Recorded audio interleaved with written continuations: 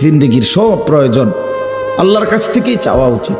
দুর্ভাগ্য এক জাতি আমরা এমন মুসলমান হয়ে গেলাম যারা নিজেদের কোনো প্রয়োজনে আল্লাহর কাছে চাওয়ার অভ্যাস আমাদের নেই। আল্লাহর কাছে চাওয়ার অভ্যাস খুব কম, খুব দোয়া করার মানসিকতাই আপনাদের মধ্যে কম। ওই শুধু ড্রাইভার টোকায়, ড্রাইভার মানে হুজুর, হুজুর কেবল হুজুর টোয়া, হুজুর দিয়া দোয়া করানো, হুজুর দিয়া।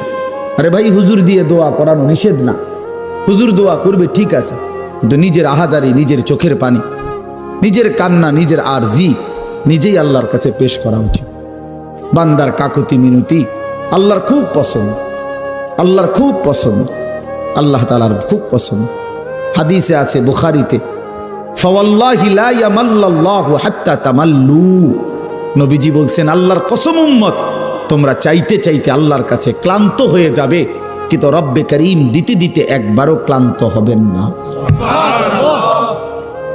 লা ইয়ামাল্লাল্লাহ, তিনি ক্লান্ত হবেন না। তুমি চাও বান্দা, বারবার বলো, বারবার বলো, বারবার বলো।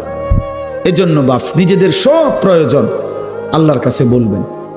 রাসূলুল্লাহ সাল্লাল্লাহু আলাইহি সাল্লাম বলছেন, হাত্তা শিরাকানা আলাইক, তোমার জুতার স্যান্ডেলের যে ফিতা, স্যান্ডেলের ফিতাটাও যদি ছিঁড়ে যায় তাহলে সেটাও তুমি আল্লাহর কাছে বলো।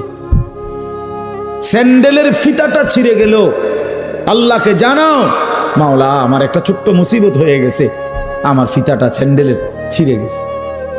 এরে ভাইয়া, এইখানে এটা বুঝবেন না, বাংলাদেশের মাটি তো স্বাভাবিক, এই সময় স্যান্ডেলের ফিতা ছিঁড়ে গেলে তেমন অসুবিধা নেই, কিন্তু আরাফাতের ময়দানে স্যান্ডেলের ফিতাটা ছিঁড়ে গেলে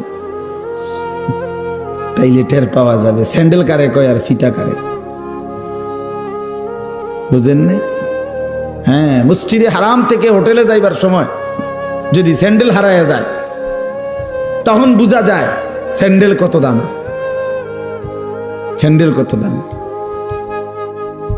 মনে হবে যেন পায়ের তালুটা পুড়ে গেছে, এত গরম, এত গরম।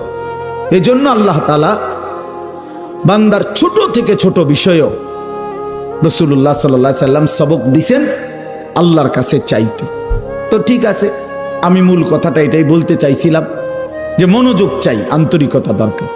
এই যে মোবাইলটা আসলে নিষেধ করার মূল কারণ এটা, মানে মোবাইলটা হাতে থাকলে দিল বসে না, মনোযোগ আসে না, এটা আমার অভিজ্ঞতা। অর্থাৎ এটা যতক্ষণ হাতে থাকে রেকর্ডের জন্যই হোক ভালো।